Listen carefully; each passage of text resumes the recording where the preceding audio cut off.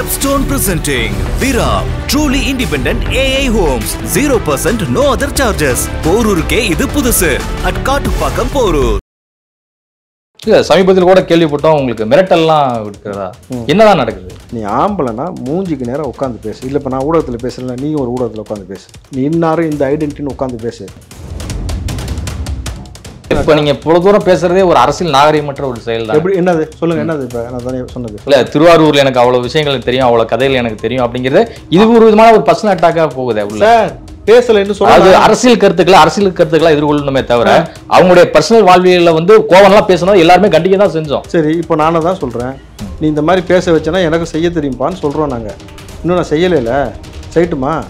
கோமணம் கட்டிட்டு வந்து எக்ஸாம் எழுதுங்கன்னு சொல்லாமல் இருக்காங்க. அது வரைக்கும் சந்தோஷப்படணும்னு நினைக்கிறேன். எனக்கு என்னன்னா, மத்திய அரசு என்ன வேணால் செய்யட்டும், ஒரு மத்திய அரசை மாணவ பிள்ளைகளுக்காக திராணியோடு எதிர்ப்பது தான் ஒரு மாநில அரசுடைய வேலை. கேட்டுங்களா? என் பிள்ளைகளை இப்படி அலங்கோலப்படுத்தக்கூடிய வேலைகளை நான் செய்வதற்கு நான் அனுமதிக்க மாட்டேன்னு முதலமைச்சர் வந்து ஒரு போர்க்கொடி தூக்கி அவர் தலைமையிலே இங்கே வந்து ஒரு போராட்டத்தை அனௌன்ஸ் பண்ணி வேறு மாதிரி கொண்டு வந்தீங்கன்னு வச்சிங்களேன், மாணவ பிள்ளைகளை வரிசை நிற்க வச்சு காதில் டார்ச் அடித்து பார்த்துக்கிட்டு இருந்தாங்க. பார்த்தீங்களா? பிட்டை இங்கே வச்சு கொண்டு போயிடுவாங்களாம். ஏன்டானா ஓட்டை இருக்கான். அப்போ நவதுவாரம் கூட தான் இருக்குது, எல்லா இடத்துலையும் அடிச்சு பார்ப்பியா? காங்கிரஸ் ஆட்சியில் மாணவ பிள்ளைகளுக்கு நீட் எக்ஸாம் எழுதுறதுக்கான சிஸ்டம் கொண்டு வந்தாங்களா? பிஜேபி ஆட்சியில் கொண்டு வந்தாங்களா? பவுன்சர்களை அடிக்கக்கூடிய, தாக்குதலை செஞ்சு அவர் சட்டையெல்லாம் கிழிக்கக்கூடிய வேலையை செய்வது பத்திரிகையாளனோட வேலையா? உங்களுக்கான தர்மம்னு ஒன்று இருக்குல்ல, உங்களுக்கான அறம்னு ஒன்று இருக்குல்ல. நான் என்ன கேட்குறேன், இன்னைக்கு திட்டமிட்டு பல மீடியாக்கள் திமுகவுடைய கொத்தடிமையாக மாறி போய் இது ஒரு அஜெண்டா பேஸில் எடுத்து ரொம்ப வெல் பிளான்டாக விஜய்க்கு எதிராக விஜய் போகிற இடமெல்லாம் இந்த மாதிரி பிரச்சனையாகுன்ற மாதிரி ஒரு விஷயத்தை பிம்பத்தை கிரியேட் பண்ணி நாளைக்கு அவர் நடைபயணம் போகும்பொழுது இதை விட மோசமான சம்பவம் நடக்கும்ன்றது போல திட்டமிட்டு அரங்கேற்றுவதற்காக செய்யப்படக்கூடிய வேலை இது.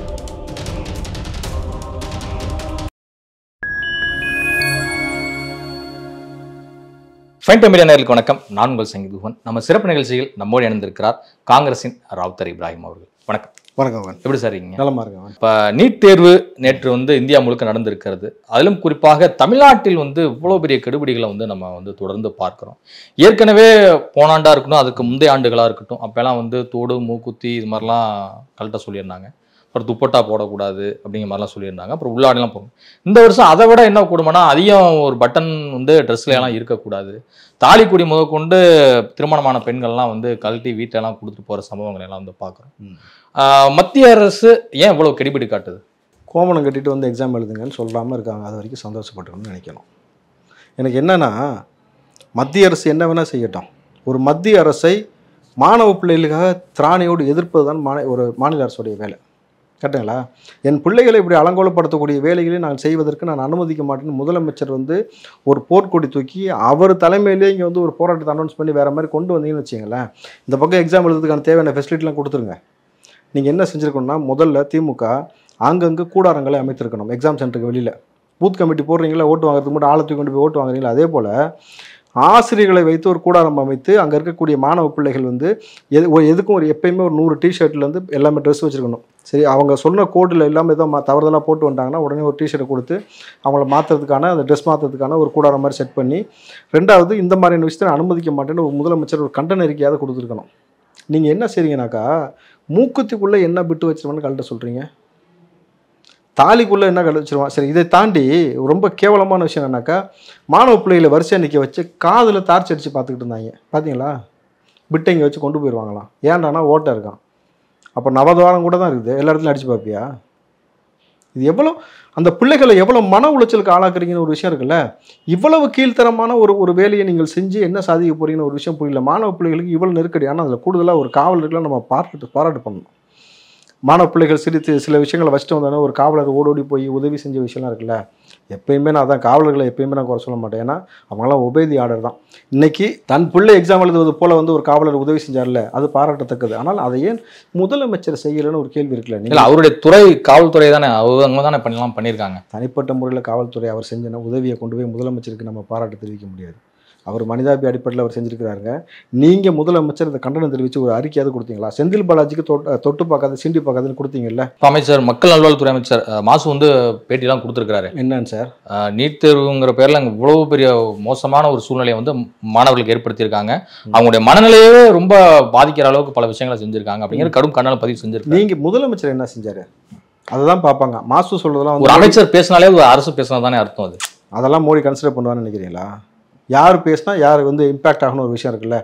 நீங்கள் தானே சொன்னீங்க முதலமைச்சரும் துணை முதலமைச்சரும், நீங்கள் 2 பேர் இருக்கீங்களா ஸ்டேட்டில், அப்புறம் அனிதா ஃபோட்டோ வச்சுட்டு எதுக்கு அழுகிற மாதிரி சீனை போடுறீங்க? நீங்கள் தானே பேசியிருக்கணும், நீங்கள் தானே கடனை கொள்ள பதிவு பண்ணிருக்கணும், நீங்கள் தானே முன்னெச்சரிக்கையாக வந்து சாமியானா போட்டு கட்டத்தில் அங்கே ஒரு டென்ட் மாதிரி போட்டு ஒரு ஆசிரியர் எல்லாத்தையும் உட்கார வச்சு தேவையான எல்லாமே செஞ்சுருக்கணும். செய்ய தவறு இருக்கணும் போது உள்ளபடி வருத்தம். ஆனால் இந்த நிலை கூடிய சீக்கிரம் மாறும். ரொம்ப காங்கிரஸ் கொண்டு வந்த நீட் தேர்வுல தானே இன்னைக்கு மாணவர்கள் எவ்வளவு தூரம் பாதிக்கப்பட்டு பல உயிர்களை காங்கிரஸ் இம்ப்ளிமெண்ட் பண்ணுச்சா?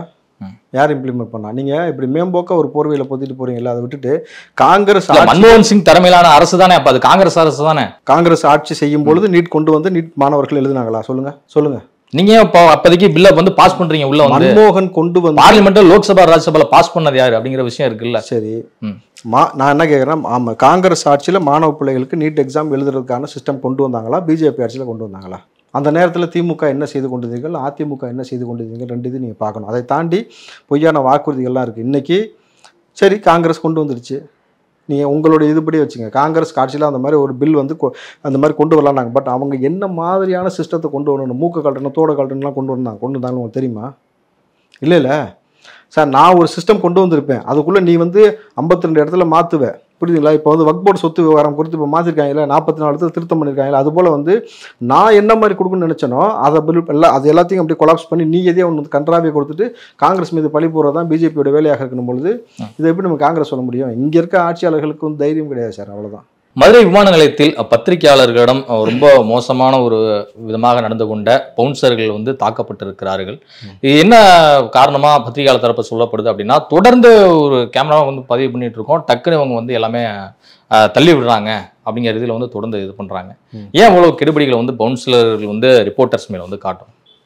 ரிப்போர்ட்டர் அடிச்சது பத்திரிகையாளரா பவுன்சரா சொல்லுங்க? ரிப்போர்ட்டரை தாக்கியது பவுன்சரா பத்திரிகையாளர்களா? இப்போ இப்படி வராங்க பாருங்க, பவுன்சரை தாக்கியது ரிப்போர்ட்டரா இல்லையா? அதான் உண்மை. பவுன்சர்களை அடிக்கக்கூடிய தாக்குதலை செஞ்சு அவர் சட்டையெல்லாம் கிழிக்கக்கூடிய வேலையை செய்வது பத்திரிகையாளனோட வேலையா? உங்களுக்கான தர்மம்னு ஒன்று இருக்குல்ல, உங்களுக்கான அறம்னு ஒன்று இருக்குல்ல. நான் என்ன கேட்குறேன், இன்னைக்கு திட்டமிட்டு பல மீடியாக்கள் திமுகவுடைய கொத்தடிமையாக மாறி போய் இது ஒரு அஜெண்டா பேஸில் எடுத்து ரொம்ப வெல் பிளான்டாக விஜய்க்கு எதிராக விஜய் போகிற இடமெல்லாம் இந்த மாதிரி பிரச்சனையாகுதுன்ற மாதிரி ஒரு விஷயத்தை பிம்பத்தை கிரியேட் பண்ணி நாளைக்கு அவர் நடைபயணம் போகும்பொழுது இதை விட மோசமான சம்பவங்கள் நடக்கும்ன்றது போல் திட்டமிட்டு அரங்கேற்றுவதற்காக செய்யப்படக்கூடிய வேலை இது. புரிஞ்சுங்களா? நம்பர் 1 நான் என்ன கேட்குறேன், ஜெயலலிதாவோ கலைஞரோ ஸ்டாலினோ இப்படி போகிறார் சார், இப்படி போய் தள்ளி ஸ்டாலின் கூட இருக்கக்கூடிய எடப்பாடி கூட இருக்கக்கூடிய இந்த மாதிரி நபர்களை நீ அடிச்சிருவியா? பத்திரிகையாளர் அடிச்சிருவியா? நீ உதயநிதி கூட இருக்கக்கூடிய நபரை பத்திரிகையாளர் போய் அடிச்சிருவியானே? அப்போது ரொம்ப வெல் பிளான்டாக விஜய்க்கு எதிராக நீங்கள் ஒரு வேலையை அரங்கேற்றம் செய்து அதன் மூலமாக விஜய் போகக்கூடிய இடங்கள்லாம் இந்த மாதிரி ஒரு தள்ளுமுள் இருப்பது போல் வந்து ஒரு காட்சியை திட்டமிட்டு உருவாக்குறீங்க. ஏன்னா இந்த கோவணன்னு ஒரு கோமணத்தை வச்சு கேவலமாக பேச வச்ச ஆட்கள் தான் நீங்கள். இல்லைன்னு சொல்லுங்கள் பார்ப்போம். அன்றைக்கி எவனுமே போக மாட்டீங்க. தனிப்பட்ட முறையில் தாக்குதல் நடத்துவதை நாங்கள் ஒருபோதும் ஒத்துக்கொள்ள மாட்டோம்னு ஏன் சொல்லலை? இந்த விஷயத்தில் டிவிக்கு எதிர் தாக்குதல் செஞ்ச பல நபர்கள் வந்து கோவணனை கண்டிச்சிருந்தாங்க. ஆனால் ஊடகவியலாளர்கள் என்ன செஞ்சீங்க? நீங்கள் உங்கள் தரப்புலேருந்து கண்டனம் தெரிவிச்சிங்கன்னா ஊடகம் 4வது தூண் சார். தப்புனா தப்பு, சரினா சரின்னு சொல்லணும். அதுதான் உங்களுடைய வேலை. ஒரு நபருக்கு முட்டுக் கொடுக்குற வேலை கிடையாது. இப்படி ஒரு வேலை செய்வது என்பது ரொம்ப வருத்தத்திற்குரிய விஷயம். இதெல்லாம் வந்து வரக்கூடிய நாட்களில் வந்து நாளைக்கு சரி நான் கேட்குறேன், இதே விஜய் கூட ஒய்பிரிவு பாதுகாப்பு இருக்குது, அவங்க தள்ளுறாங்க, ஒய்பிரிவு இந்த மாதிரி செஞ்சிருவியா? நீ தொற்றுவியா? அடிச்சிருவியா? அப்போ நீ எவ்வளோ வெல் பிளான்டாக ஒய்பிரிவு இப்போ வரலன்னு தெரிஞ்சுக்கிட்டு ஒரு வேலை செஞ்சுருக்க. ஒய்பிரிவு வரும்போது தைரியமாக போய் தொடு பார்ப்போம். நீங்கள் விஜய்க்கு எதிராக திமுகவும் சரி இல்லை எந்த கட்சியோ பிஜேபியும் சரி திட்டமிட்டு ஒரு வேலையை அரங்கேற்றம் செஞ்சிட்டிங்கனாக்கா நீங்கள் விஜயை தொட அவருடைய வளர்ச்சி மேலே போகுமே தவிர கீழே வராது. தொட அது நேஷனல் நியூஸ்லேருந்து இன்டர்நேஷனல் நியூஸாக மாறுமே தவிர அதை நீர்த்து போகாது. இன்டர்நேஷனல் நியூஸா? எஸ், இஃப்தார் நிகழ்ச்சி இன்டர்நேஷனல் நியூஸாக மாறிச்சு சார். அரபு நாடுகளில் எல்லா ஊடகத்துலேயும் மெயின் ஸ்ட்ரீம் மீடியாவில் போட்டானுங்க. புரியுதுங்களா உங்களுக்கு? நீங்கள் சாதாரணமாக நினச்சிட்டு இருக்காதிங்க. இன்டர்நேஷனல் நியூஸ் அவரால் மாற்ற முடியும் தெரியுமா? பாருங்கள் வருங்காலத்தில் என்னென்ன செய்ய போகிறான்னு பாருங்கள், அன்றைக்கி தெரியும் இவங்க எல்லாத்துக்கும். இப்போ ரிப்போர்ட்டர்ஸ் வந்து உள்ள செய்தி சேகரிக்க தான் வந்து போயிருக்காங்க. ஸோ அவங்க செய்தி சேகரிச்சுட்டு போயிட்டு விட்டோம்னு சொல்லிட்டு விட்டுறணும். ஸோ அதை விட்டுட்டு ஏன் பவுன்சர்கள் வந்து ரொம்ப அதிக கட்டுப்பாடுகளை வந்து விதிக்கிறாங்க? செய்தி சேகரிப்பதுன்றதுக்கு நீங்கள் போனாக்கா செய்தி சேகரிக்க வாருங்கள்னு ரிப்போர்ட்டருக்கு எந்த ஒரு அழைப்பும் விடப்படலை டிவிக்கு சைட்லேருந்து. நீங்களாக போய் ஒரு விஷயத்தை வந்து அணுகிறீங்க, புரியுதுங்களா? அவங்க அதை சந்திக்க விரும்பலைன்னு இருக்காங்களோ இல்லை என்ன நிகழ்வு நடந்திருக்கோன்றதை நீங்கள் வந்து விசாரிக்கணுமே தவிர நீங்கள் அவர்கள் பவுன்சர்கள் தடுத்தாக்கா நீங்கள் அதை குறித்து விஜயிடமே சொல்லியிருக்கலாம், கரெக்டுங்களா? இல்லை நீ அதை செய்தியாக போட்டு போயிருக்கலாம். நீ எப்படி கை வைப்ப? உனக்கு ஒரு விஷயத்தை கிரியேட் பண்ணுறீங்க, புரியுதுங்களா? எந்தெந்த மீடியாவை சார்ந்த நபர்கள் திமுகவுடைய கொத்தடிமையிலாக இருந்தீங்க, அவன் வச்ச விருந்தில் போய் சாப்பிட்ருக்கீங்க, எல்லா புகைப்படமும் எல்லா காணொலியும் நம்ம பார்த்துக்கிட்டு தானே இருக்கிறோம். அப்போ நீங்கள் இப்படி தானே பண்ணுவீங்க. வேறு என்ன எதிர்பார்க்க முடியும் அவங்கள்ட்ட இருந்து? ஆட்சியும் காட்சியும் மாறும் சார். அன்னைக்கு இதே ஊடகம் வந்து விஜய்க்காக நீங்கள் நிற்பீங்க, அவர் ப்ரெஸ் மீட்காக நிற்பீங்க. இதே கோவணன் வந்து அன்றைக்கி என்ன நிலைமைக்கு ஆறான்றது நீங்கள் பாருங்கள். விஜய் வந்து மதுரைக்கு போகிறதுக்கு முன்னாடி ஒரு ப்ரெஸ் மீட் வந்து கொடுத்துருந்தாரு. ஆனால் அது ஒரு 1.5 நிமிஷம் தான் வந்து பேசியிருந்தாரு. கேள்வி கேட்க ரிப்போர்ட்டர்கள் ரெடி ஆகும்போது டக்குன்னு முடிச்சுட்டு கிளம்பிடுறாரு. ஏன் ரொம்ப ஷார்ட்டாக முடியும்?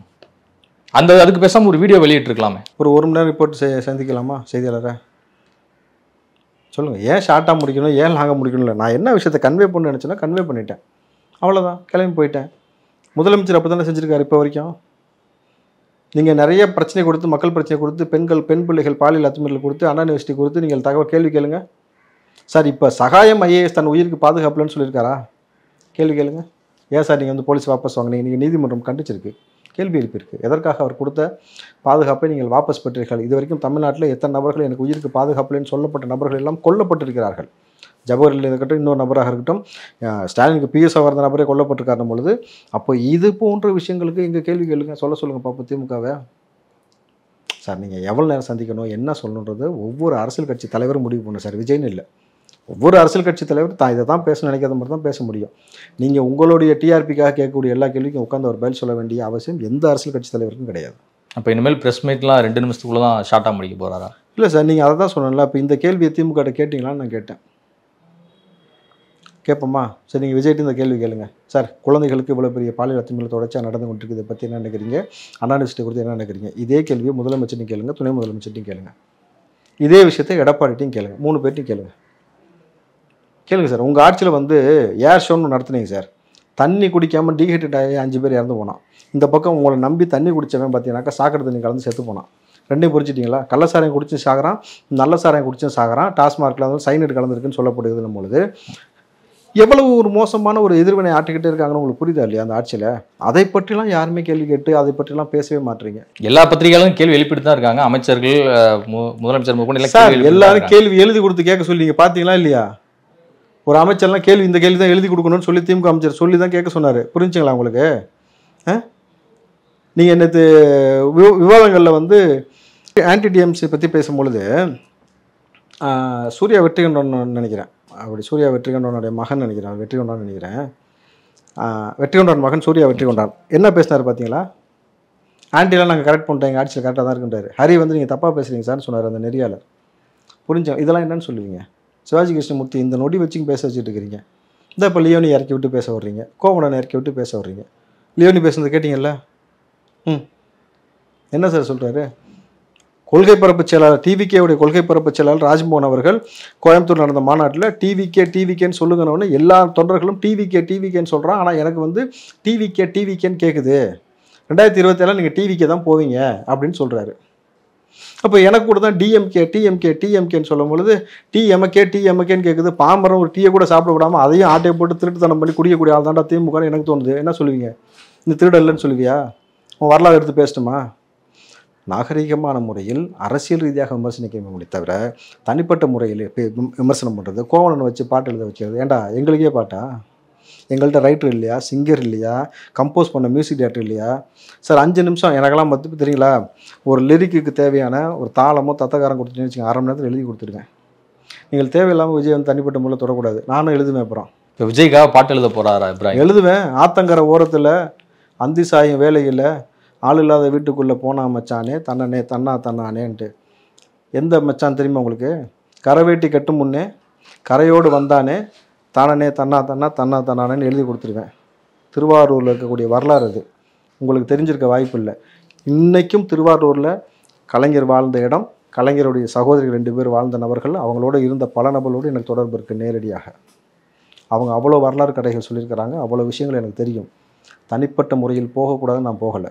நீங்கள் தொட்டில் இப்போ நீங்கள் இவ்வளோ தூரம் பேசுகிறதே ஒரு அரசியல் நாகரிகமற்ற ஒரு செயல் தான். எப்படி? என்னது சொல்லுங்கள், என்னது? இப்போ நான் தானே சொன்னது. இல்லை, திருவாரூரில் எனக்கு அவ்வளோ விஷயங்கள் தெரியும், அவ்வளோ கதைகள் எனக்கு தெரியும் அப்படிங்கிறது இது ஒரு விதமான ஒரு பர்சனல் அட்டாக்காக போகுது. சார் பேசலைன்னு சொல்லாது. அரசியல் கருத்துக்களை எதிர்கொள்ளணுமே தவிர அவங்களுடைய பர்சனல் வாழ்வியலில் வந்து கோவம்லாம் பேசணும் எல்லாருமே கண்டிக்க தான் செஞ்சோம். சரி, இப்போ நானே தான் சொல்கிறேன்.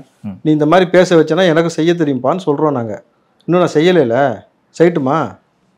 எங்களுக்கு தெரியும் சார், நீங்கள் செஞ்சால் உங்களுக்கு வரலாறு தெரியுதோ இல்லை, எங்களுக்கு வரலாறு தெரிஞ்சுட்டு எல்லாத்துடைய கதைகள் தெரிஞ்சு தான் நாங்கள் அரசியலுக்குள்ளே பயணம் பண்ணிக்கிட்டு இருக்கிறோம்.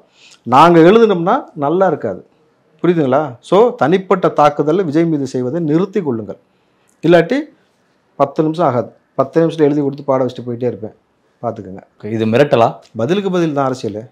நீ செஞ்சால் நாங்களும் செய்வோம், நீ நாகரீகமாவா நாங்கள் நாகரீகமாக வரோம், தர்க்க ரீதியாவா தர்க்க ரீதியாவா. விரைவில் காங்கிரஸ் இப்ராஹிம் அவர்கள் டிவிகேவில் ஐக்கியமாக வர நீ எப்படி வேணால் பேசிக்கலாம், எப்படி வேணால் பேசிக்கங்க. நான் விஜய்க்கு எதிராக பேசுனதில்லை, விஜய்க்கு ஆதரவாக பேசுகிறேன்னு சொல்லிட்டு எவ்வளோ விஷயங்கள் இப்போ நடந்துகிட்டு உங்களுக்கு தெரியுமா? இல்லை, சமீபத்தில் கூட கேள்விப்பட்டோம் உங்களுக்கு மிரட்டல்லாம் இருக்கிறதா, என்னதான் நடக்குது? விஜய்க்கு ஆதரவு தெரிவிச்சன்றதுக்காக வந்து மிரட்டலை தாண்டி கொலை மிரட்டல்கள். அது இப்போ நம்ம நேர்காணல் பண்ணிட்டு இருக்கோம்ல, இப்போ 1 மணி நேரத்துக்கு முன்னாடி எனக்கு வந்திருக்கு, பேசுறதை நிப்பாட்டி இல்லாட்டி மூச்சை நிறுத்திடுவோன்னு. எப்படி? வாட்ஸ்அப்லையா, ட்விட்டரில்? ஓ, இப்போ வச்சிருக்கேன், உங்களுக்கு காட்டுறேன், புரியுதுங்களா? நீ பேசுறதை நிப்பாட்டிக்க இல்லாட்டி மூச்சை நிப்பாட்டிடுவோம் அப்படின்னு சொல்லிட்டு மிரட்டல்கள் வந்து கொண்டு இருக்குனாக்கா, இன்னொரு நான் கமெண்ட் பொதுவாக படிக்கிறது இல்லை, இன்னொரு நபரும் சொன்னாங்க, ஒருத்தன் வந்து என் அட்ரஸ்லாம் கேட்டானா, உன் அட்ரஸ் சொல்கிறா, டே நாங்கள் யாருன்னு காட்டுறோம்னான்ட்டு. என் அட்ரஸ் தெரிஞ்சு என்ன பொண்ணடா கொடுக்க போகிற, அப்படியே நீ பொண்ணு கொடுத்தாலும் உங்கள் வீட்டில் பொண்ணு எடுக்கிறதா இல்லை எனக்கு ஐடியா, புரியுதுங்களா? இந்த மிரட்டுறது உருட்டுறது இதெல்லாம் வந்து நீ ஆம்பளைனா மூஞ்சிக்கு நேரம் உட்காந்து பேசு. இல்லை இப்போ நான் ஊடகத்தில் பேசுகிறேன், நீங்கள் ஒரு ஊடகத்தில் உட்காந்து பேசு. இப்போ உங்களுக்கு வரைக்கும் அதாவது ஒரு நாகரிகம் அப்படின்னு ஒண்ணு இருக்கு. ஒரு அரசியல்வாதியா இருக்கிறீங்க, ஒரு அரசியல் சார்ந்த ஒரு கருத்துக்களை முன் வைக்கணும். இதெல்லாம் என்ன பேச்சு? சரி, கலைஞர் ஒரு அன்பார்லிமெண்டரி வேர்ட்ஸ் இதெல்லாம் கலைஞர் சொன்னப்போ யாருமே அதை சொல்லல. அந்த வரலாறு பேசிட்டு சொல்லுங்க சார், சொல்லுங்க. அன்பார்லிமெண்ட் வேர்ட் என்ன சொன்னே சொல்றீங்கல்ல, நாடாவை எழுத்து பாவடை தூக்கினாலும் தாண்டி அவர் பர்சனல் லைஃப் குறித்து அவரே சொன்னதா இருக்கட்டும், அதை குறித்து கண்ணதாசன் எழுதின புத்தகங்கள்லாம் இருக்கு சார். நான் அதை பற்றி நான் பேசினேன்னா, நான் சொல்கிறது என்னன்னாக்கா, நீ சரியான ஆண்மகனாக நான் ஊடகத்தில் உட்காந்து இன்னார்னு சொல்லி வெளிப்படையாக பேசுகிறேன்ல, அந்த உன்னுடைய முகத்தை காமிச்சு உன்னோட ஐடென்டிட்டியோட உட்காரு, வா பேசலாம். எங்கேயோ உட்காந்துட்டு தூக்கிடுவேன் கொன்றுவேன்னு சொல்லி நீ மிரட்டுறது, ஆள் அனுப்புறது எல்லாத்தையும் பார்த்துட்டு தான் வந்திருக்கு ஒரு அரசியலுக்குள்ளே. நீ இந்த மாதிரிலாம் சீன்லாம் போட்டிங்கனாக்கா வேஸ்ட். இதுக்கெல்லாம் அஞ்சக்கூடிய ஆள் இப்ராஹிம் இல்லை அப்படிங்கிறீங்க சார். எல்லா விதமான அரசியல் பின்புலமும் சரி, எல்லா விதமான சாதிய பின்புலமும் எல்லாத்துக்குமே இருக்கும், புரியுதுங்களா? எல்லா ரீதியான தனிப்பட்ட பின்புலம்னு ஒன்று இருக்குது, புரியுதுங்களா? நான் நேர்மையான ஒரு விஷயத்துக்காக நான் பேசிக்கிட்டு இருக்கிறேன். இங்கே தவறு நடக்குது, இந்த தவறை திருத்திங்கன்னு தான் சொல்கிறேன். இப்போ திமுக அந்த தவறை திருத்திக்கிட்டா நான் திமுக போய் திட்ட போகிறது கிடையாது. இந்த தவறு அதிமுக செஞ்சால் அதிமுக சொல்ல தான் போகிறேன், பிஜேபி செஞ்சால் பிஜேபி சொல்ல தான் போகிறேன். நான் தவறுகளை தான் சுட்டி காட்டுறேன். விஜய் ஏன்டா தனிப்பட்ட முறையில் தாக்குறீங்க தான் கேட்குறேன். அதுக்காக நான் விஜய்க்கு சப்போர்ட் பண்ணால் என் மூச்சை நிறுத்திடுவேன்னாக்கா என்ன அர்த்தம்? இதெல்லாம் வந்து சேட்டை தானே. இப்போ இதெல்லாம் வந்து நம்ம அதான் சொல்லல, சரியான ஆண்மகனா ஊடகத்துக்கு முன்னாடி உட்காந்து பேச அப்புறம் பேசிக்கலாம். இதுவரை உங்கள் பல்வேறு கருத்து கூட மிக்க நன்றி சார். நன்றி.